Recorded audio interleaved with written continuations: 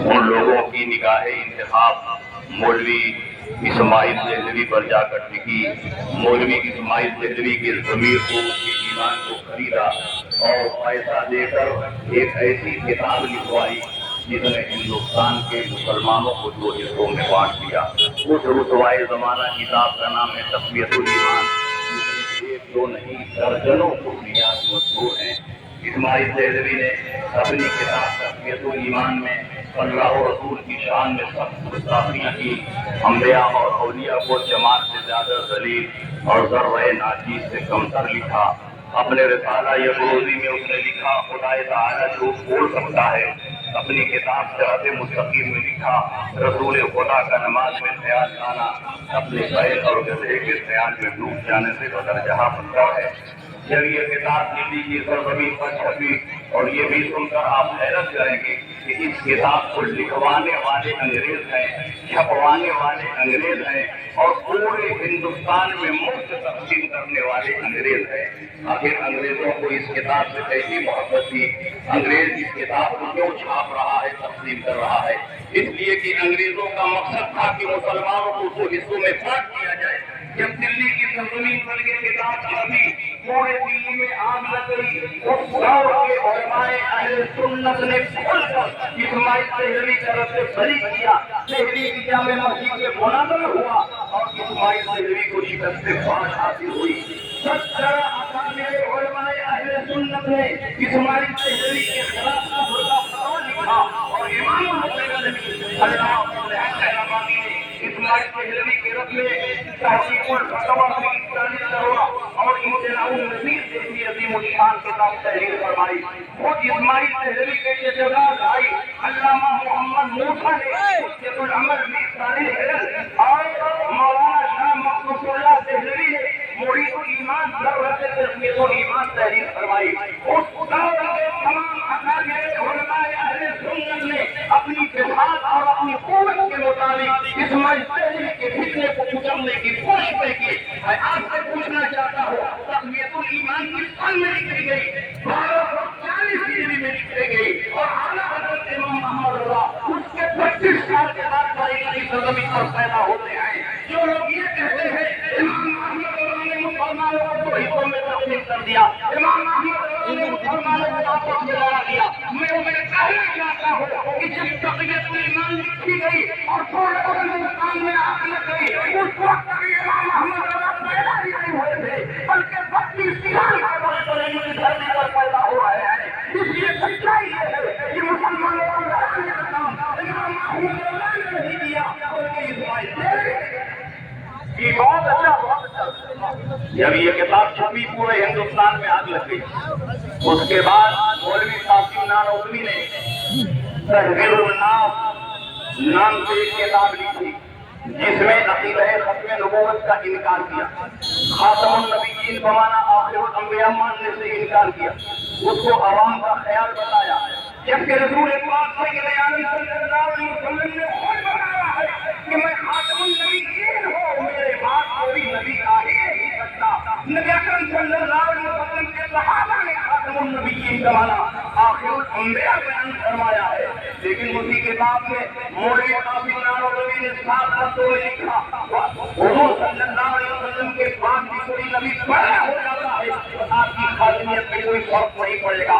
عقیدہ ختم نبوت کا انکار مولوی قاسم نانوتوی نے کیا، اور جو عقیدہ ختم نبوت کا انکار کرے لاکھ نمازیں پڑھے، روزہ رکھے، پر جیسا کہ وہ مسلمان نہیں ہو سکتا۔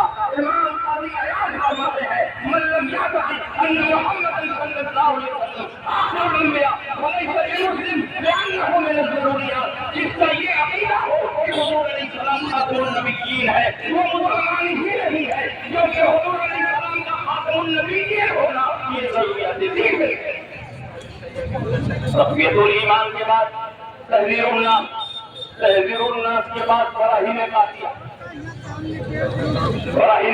جب لکھی مولوی خلیل احمد امبیڈکری نے، تو اس میں ان تمام معمولات اہل سنت کو جو صدیوں سے مسلمانوں کے درمیان رہے تھے ناجائز حرام کو اور شرک کی تھا، یہاں تک کہ میلاد پاک کو کلیہ کے جنم دن سے تشبیہ دی، کھانے پر بھابیاں کرتے وقت قرآن کی آیتیں اور موقع پہلے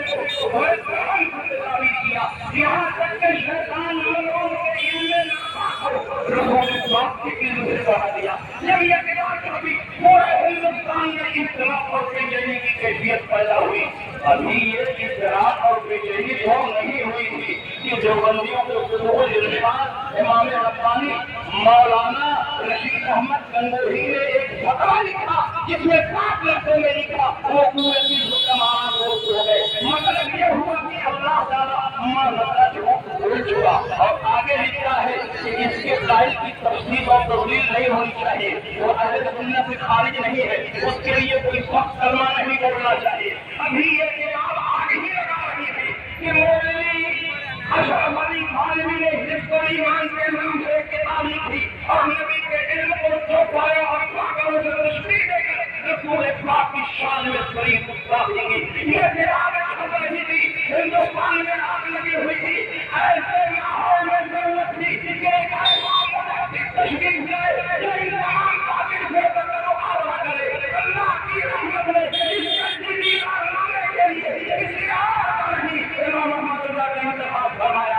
امام محمد اللہ بریلی کی دھرتی پر پیدا ہوئے اور سارے محمدی فرقہ کا مقابلہ امام محمد اللہ نے کہا پورے ناموں کی رسالت کے حوالے سے جو عظیم کارنامہ انجام دیا ہے اس کی دنیا تک اسے فراموش نہیں کیا جا سکتا. علامہ فضل رسول بدایونی نے عقائد اور کلام پر ایک کتاب لکھی جس کا نام المعتقد المنتقد ہے. اعلیٰ حضرت امام احمد رضا نے 1320 ہجری میں عربی زبان میں اس پر حاشیہ لکھا اور اس کا نام ہے المعتقد المنتقد اور اس میں تمام تنقیدی کو بنی فرمایا. خصوصیت کے ساتھ علماء حنفیہ کے احوال کفریہ کو بیان کرنے کے بعد اعلیٰ حضرت امام احمد رضا نے نام بنام ان کی تکبیر فرمائی. 3 سال کے بعد 1323 ہجری میں غیر کی سابقہ ارادے ہوئی باطنی کشف کی بنیاد پر اعلیٰ حضرت امام احمد رضا اچانک زیادہ حرمین طیبین کے لیے تشریف لے جانے لگے تو المعتمد المستند کا وہ حصہ جو علماء حنفیہ کی تکبیر سے متعلق تھا اس حصے کو اپنے ساتھ لیا. مکہ مکرمہ مدینہ منورہ پہنچنے کے بعد علماء حرمین طیبین کی خدمات عالیہ نے اپنے فتوے کو پیش فرمایا اور ان تمام علماء نے اعلیٰ حضرت کے فتوے کی تصدیق فرمائی اور صاحب دیکھا کہ ان اقوال کے قائلین کافروں میں ان کا اسلام سے کوئی تعلق نہیں اور جو ان کے اقوال حفظیہ پر مطلع ہو ان کو مسلمان نے یا ان کے مجرمات میں شک کرے وہ بھی کافروں مولد ہے. اعلیٰ حضرت امام احمد رضا کے فتوے کی تائید و تصدیق ہو گئی. وہاں کے علماء نے اس پر تقریریں لکھی. اعلیٰ حضرت کی شان میں بڑے اونچے اونچے جملے اور الفاظ لکھے. اعلیٰ حضرت جب 1324 ہجری میں ایسے واپس آئے تو انہیں تصدیقات کو چیک کر کے اسامہ حرمین کے نام سے تقریباً شام رکھتا ہے ہندوستانیوں کے سامنے شائع فرما دی.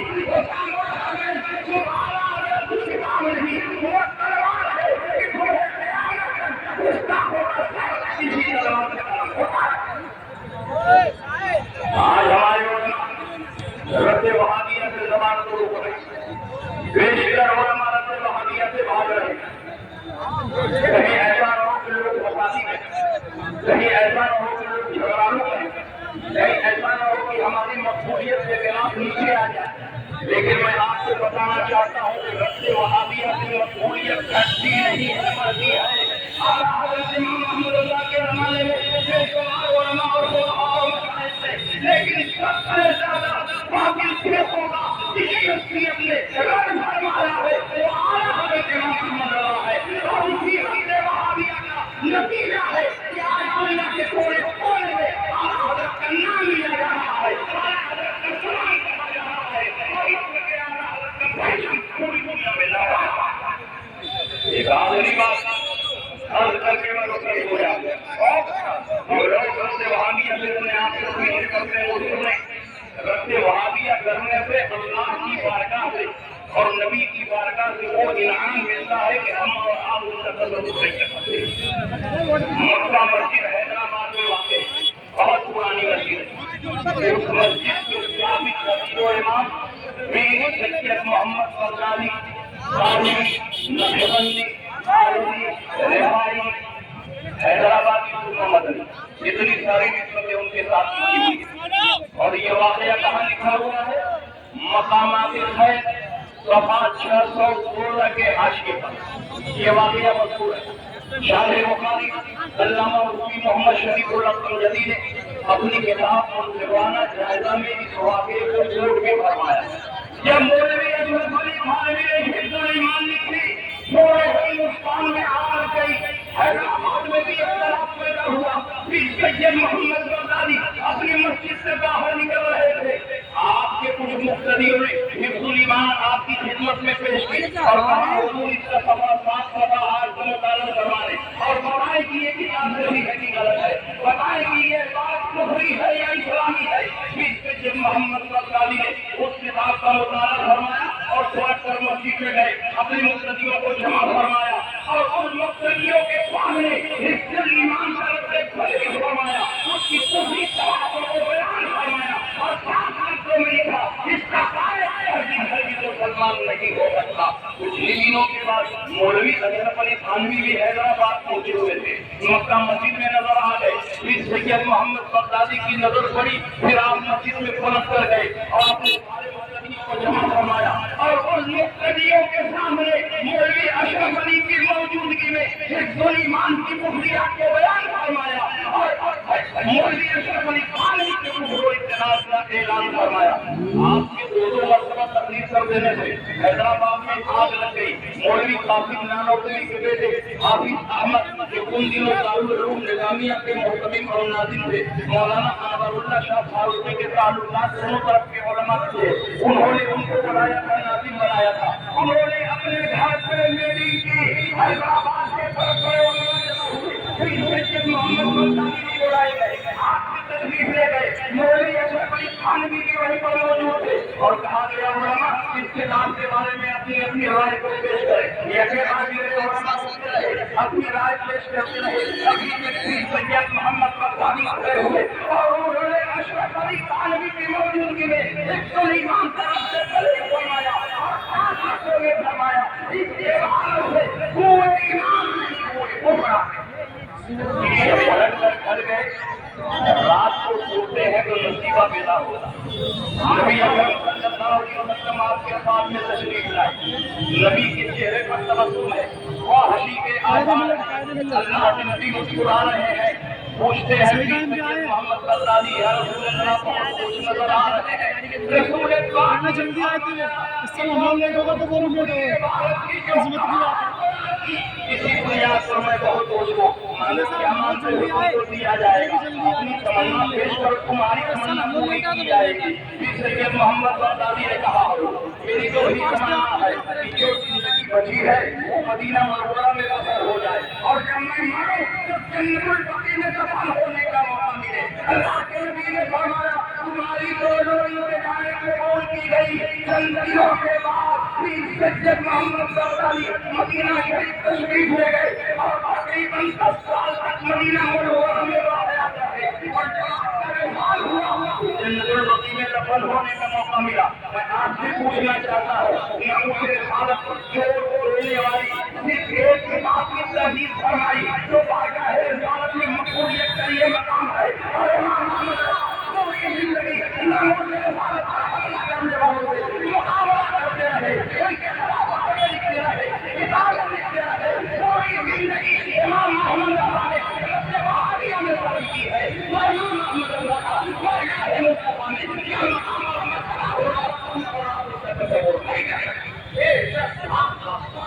آپ کہہ رہے ہیں کہ امام محمد اللہ نے نہ اسے رسالت کے حوالے سے کیا خدمات انجام دی، امام محمد اللہ کی تشریفات نہ اسے رسالت کے لیے، امام محمد اللہ کے خطرے نہ اسے رسالت کی حفاظت کے لیے ہے۔ امام محمد اللہ ہم لوگوں کی طرف پورے ملک میں کوئی حکم تقریر نہیں کرتے تھے، لیکن سال میں 2-4 مرتبہ جو تقریر فرماتے تھے وہ بھی نہ اسے رسالت کے لیے۔ امام محمد اللہ جو شاعری کر رہے ہیں وہ بھی نہ اسے رسالت کے لیے، امام محمد اللہ کسی کو انعام دے رہے ہیں نہ اسے رسالت کے لیے، امام محمد اللہ کسی سے دشمنی کر رہے ہیں نہ اسے رسالت کے لیے۔ وہ امام محمد اللہ کے زندگی کا ایک لمحہ نہ اسے رسالت کے تحفظ کے لیے وقفہ، ان کی زندگی کا ایک مومنٹ ابھر رہا ہے، انہیں جانا انہیں مانا نہ مسلمان ہیں. وآخر دعوانا الحمدللہ